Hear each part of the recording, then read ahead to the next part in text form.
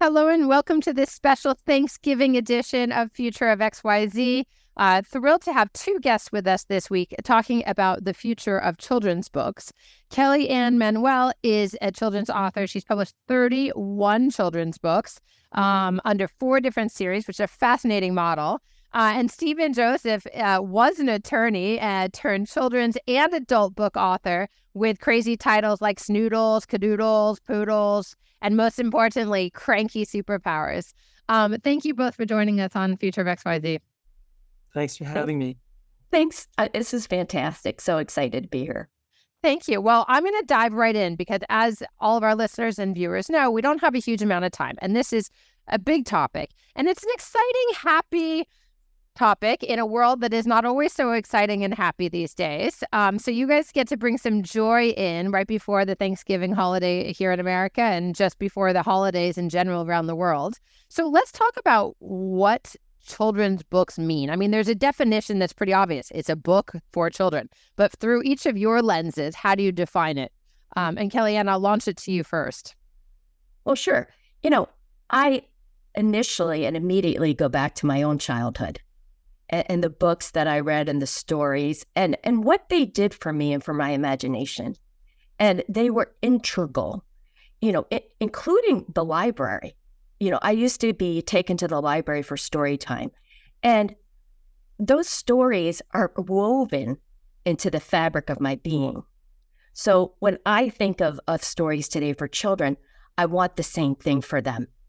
So it's the idea that they become a piece of your history and that they show you a view of the world that may not be available in your immediate house, home, community, apartment. So they open windows. Books are windows to the world. And without them, especially in childhood, it would affect your development. And so the more you have, the more development you're going to have, and the more excitement you're going to have, the more dreams you're going to have. So that's how I see children's books. Yeah. I heard stories, imagination, exposure, opportunity. It's like, that's pretty big. Stephen, what do you think? Well, I could go back to my childhood, but if I go back to my childhood, I go to like Mad Magazine. So that's what I remember, and Cracked, which is like the competitor for Mad Magazine. But I go back more to when my daughter was small. She's like 28 now. So I like to get into characters and be very fun with the books. So the books actually had to entertain me as the adult as much as I want my daughters to be entertained. So, and it shows in my books when I'm writing as much for the grown-ups in a room as for the child. And it's more about, again, with creativity and thinking outside the box, being kind of like loony, but still having a message. That's always important for me. I appreciate that. I was having a conversation with a friend just earlier today, and she was describing, she has an 11-year-old, and she was describing what screens are doing, that he used to love to read, and now he's on his screen a lot. And I wasn't intending to go there right away, but with these themes of imagination and of creativity and of, being exposed to different things, it's different than when you're watching like a TikTok 20-second video or, something. And I'm not anti-technology. I don't love screens in the same way that it's made me ADHD and unable to consume an adult book in the same way I used to. But I'm curious, about the role of technology. And then I'll come back to kind of like thinking about the questions I wanted to answer. But like as we think about today versus yesterday, and now certainly as things are expanding in the future, how do you guys see technological evolution impacting the future of children's books? Well, I could take that. I know one of the amazing things, Cranky Superpowers, which is my latest book, and actually it's a book as much for adults, more toward adults than for children, but I've heard that there's a lot of stories actually for children. But one of the amazing things in that book is that every chapter, so there's 37 chapters in the book, in every chapter, there's some illustration in the beginning of the book. And they're amazing illustrations. And people ask me who did it. And I say artificial intelligence. So, and going through it, there's a couple of clunkers, but then you just give artificial intelligence whatever instructions. And some of them is like, wow, it's like really amazing. So I could see artificial intelligence taking over. And I know when I'm writing a kid's book, I have an illustrator, and I do the story blocks. And I describe what I'm looking for in the illustration, and my illustrator, Andy Case, does a phenomenal job. But I just curious, if I gave some computer my thoughts, what I'm looking for, the computer, I mean, I would never replace Andy. He's irreplaceable. But I'm curious what a computer would come up with. I think it's coming for all of us. I appreciate that perspective. Neither of you was trained as an author or a writer, and neither of you certainly is a children's book. What drew you to this genre? For me, it was I just started writing in March of 2022. And I started writing poetry, and I heard the poetry. And I just knew immediately the poetry was meant to be translated into nursery rhyme format. My books are about modern day nursery rhymes. So if you think of a Hans Christian Andersen, somebody I grew up with, along those lines. So they came as poems, but I knew they were for children.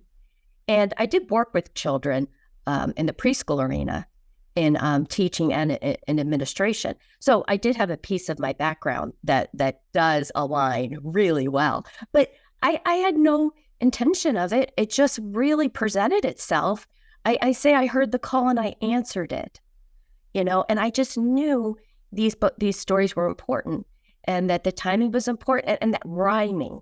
So, anybody with children in their lives, rhyming is huge for literacy development, and for this time of their life, rhyming is huge. So that's across the board. If you can involve rhyming into their learning, that's going to give them a leg up. And that's more like kind of like baby to 2, 3 to 5, 6 to 8. I mean, Stephen, you're writing for around the 3 to 5 and older. Is that fair to say? And obviously older being also us grown-up kids.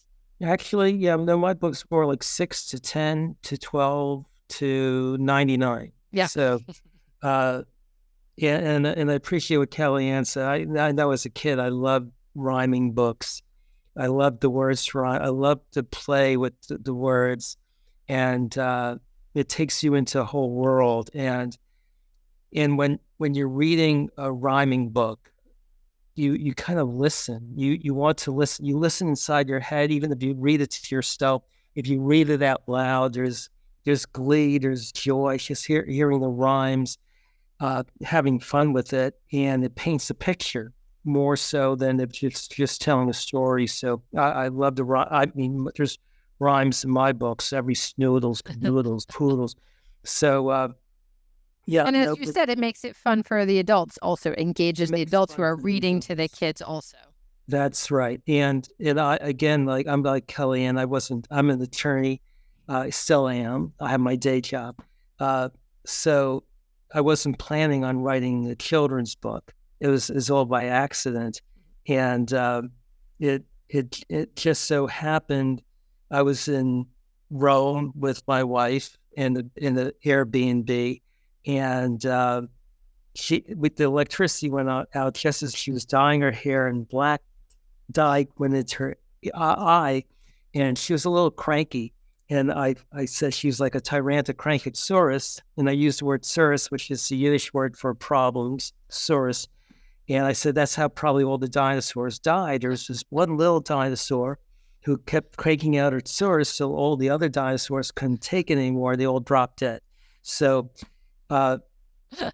And so then I came up with a story how all humans evolved from this very cranky dinosaur. And that's why when babies are born or crying, we come out cranky.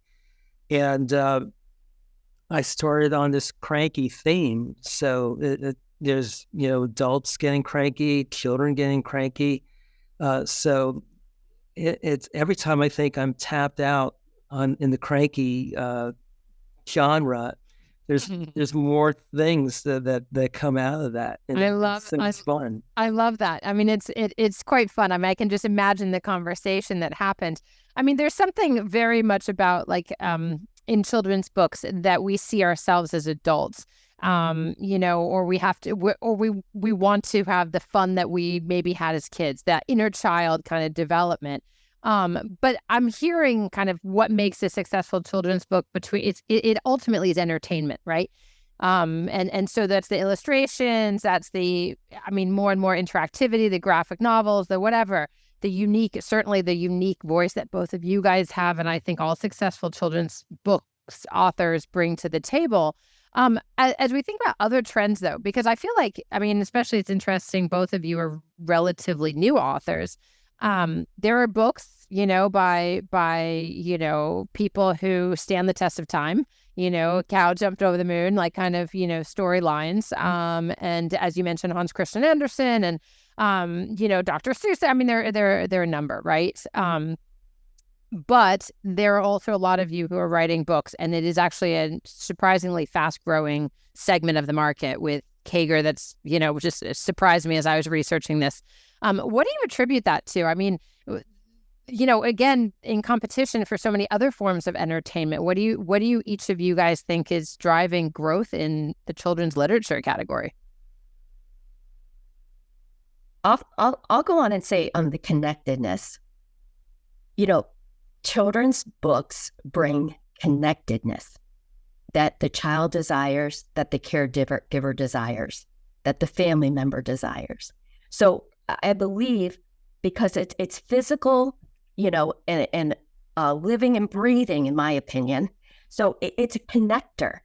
So if you don't have that, you have a lot of independent experiences going on.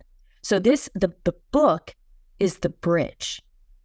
So if the bridge is entertaining, fun, funny, and then maybe if there's something to learn on the bridge, that's even better.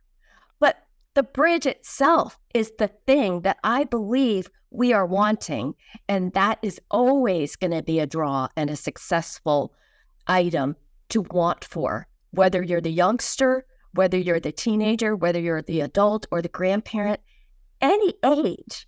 The connection is so important. What do you think, Stephen?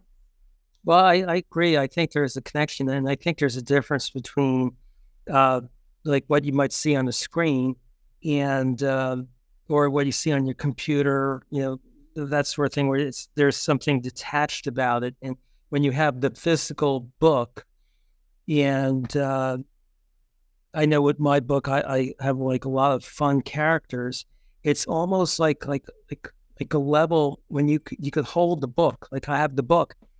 It's almost like I could go out and buy a bunch of dolls, and you have the doll, and you want to hold on to. A kid wants the doll because there's that physical connection, and the book it's not a doll, but you look at the pictures, and you see they jump out off the page, and it's almost the same kind of relationship that a child could have with a book or a doll that you really can't have just like staring at a screen.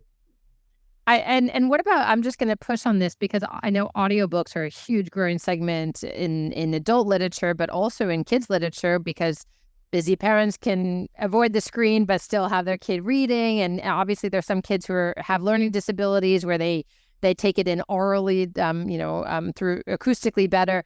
What's the story, however it gets in, is that imaginative quality. That's ultimately what I'm hearing, is that connection is to a world outside of yourself as well. I've actually converted all 31 of mine into audio, and they are incredible.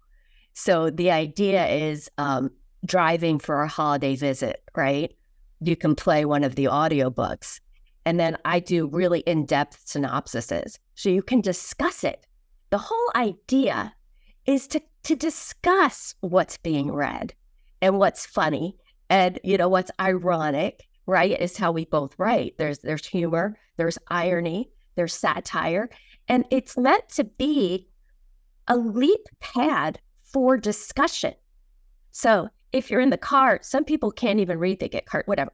Audio can be very helpful.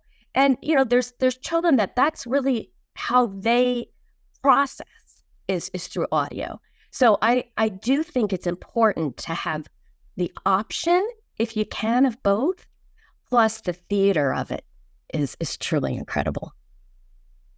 I love that. Stephen, do you have any thoughts on that? Or I really would love to get I have my adult books in audio. I don't have my kid books in audio, even though I think it would be so much fun.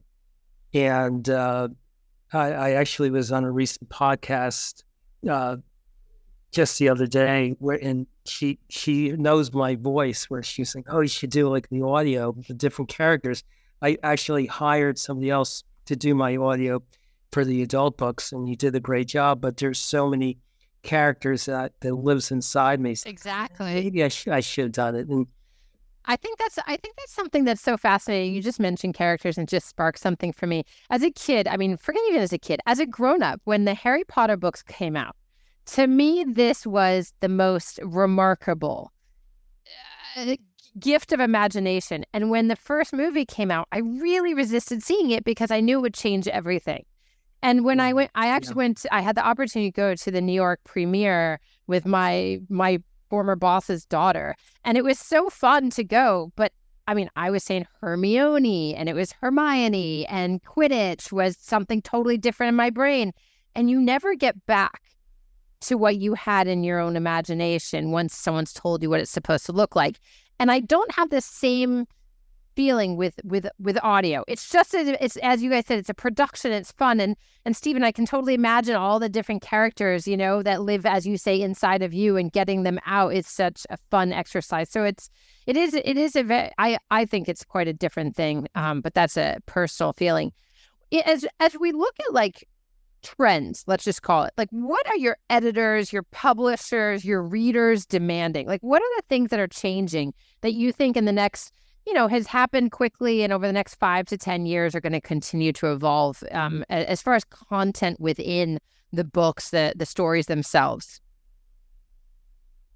Well, I think people want a story that they could learn something without being told. I mean, I see a lot of kid books, children books, like how to use your manners, how to do this, how to do that, how to behave, how to, like, it's almost like, like feeding you without really much of a story to it. It just has the moral to it, how to behave, and it doesn't have much substance to it. And what I try to do in my book is take you into a world, and it's hysterical and it's funny and the characters are so interesting, but there's a message that is so important that I want people to get, that they could take out from themselves. And actually, there's a few messages in my books that people, depending on how you read it, you read of certain things that really speak to you, and it comes internally from you, not externally at you. And I think there's a lot of books that got coming at you. And so in terms of trends, I think people want to read those books that they could get something internal, that they could, you read like Harry Potter, and it comes from you inside, like the voices they become you. And I think that's why Harry Potter was so popular. It's your own voice, but they give you the words, and that's empowering.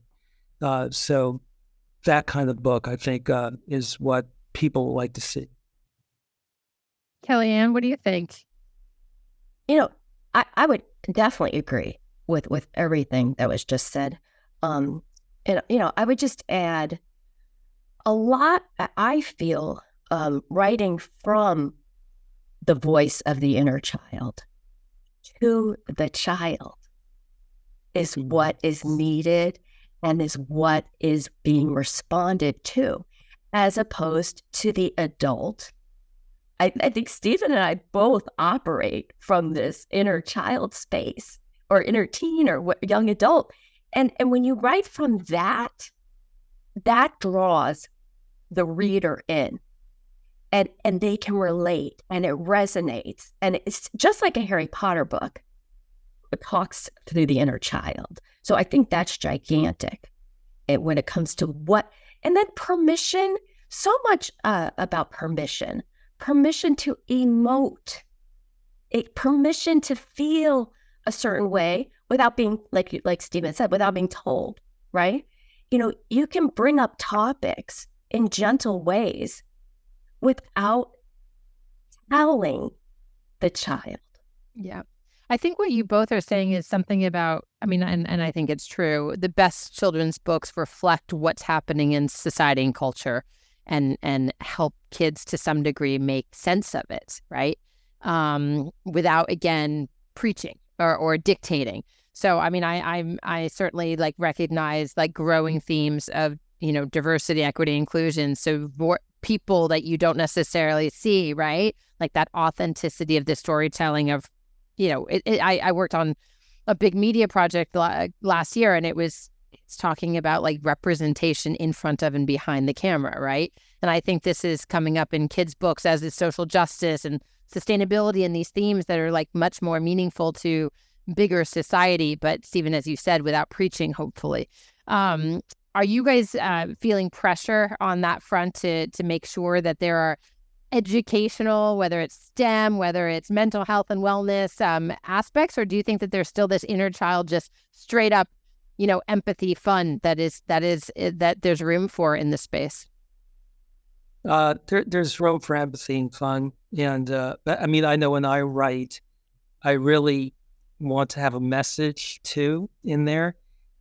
So after this last book, my last Noodles in Space book came out, my illustrator, who loves drawing this stuff, goes, "I would write for free, and you better write a story. I'm going to go gangsta on you." And I told him I can't write a story. If it's just, I could write a story, but it has to be about something. And then the light bulb lit up, and my next book is like a takeoff on Charlie and the Chocolate Factory, but making the bad kids the heroes of the book. And that's about shaming. You can imagine, when you think of the story of Charlie and the Chocolate Factory, Charlie's Veruca Salt. Yes, and you have the good kid, Charlie, and everybody loves the good kid, but these bad kids, maybe not necessarily bad, or spoiled, and they make bad decisions, and things don't turn out too well from them. But if you remember the movie, it was a media circus. And I can imagine what was published the next day about these poor, maybe spoiled kids, and they're shamed. So my next book, I have Frippy Frumpy Fruital and Whippy Wumpy Woodle going to Chucky Chockadoodle's chocolate factory with the Schlumpadoodles, and then they end up, Frippy Frumpy has a Fizzy Wizzy Papadoodle, and Whippy Whiny has a Swizzly Twizzly Slimadoodle. So Frippy Frumpy pops, and Whippy Wumpy turns into a bucket of slime. Oh my goodness. And kids love this. Yeah. So, but they become heroes at the end, and they save the planet, of course, and when they get the keys to the city, all the other students in the class who might have not looked at them so kindly are applauding. They're all there cheering these two kids who were shamed initially because of the media circus, that they're heroes. That's wonderful. I want to I'm very cognizant on this program, unfortunately, of time, and we're there. So I want to just do a quick, the last question I always ask. This is it's a slow moving industry, but it's changing. And you guys are both on that forefront of kind of the next generation of children's books authors. If you look 20 years into the future, what is your greatest hope for what is this children's literature is going to look like? I sure hope there's a lot of well-worn paper books. Thank you for that. I love it. Stephen? I just hope that the books, people read books and they come off of it thinking that the world is going to be a better place the next day. Well, that's a super hopeful message from both of you on this Thanksgiving. I give thanks to both of you for joining us on Future of XYZ, talking about the future of children's books. Well, thanks for having me. Thanks, Lisa.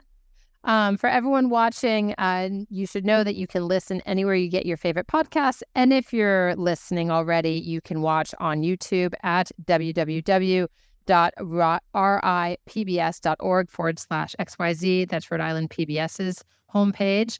You can also follow us on Instagram at Future of XYZ, and be sure to leave a 5-star review. And go check out Kellyanne Manuel's and Stephen Joseph's excellent children's books. It's a perfect holiday gift, or any other time that any of us inner children or our children's children want to have entertainment and education together. So thank you both, and we'll see you soon.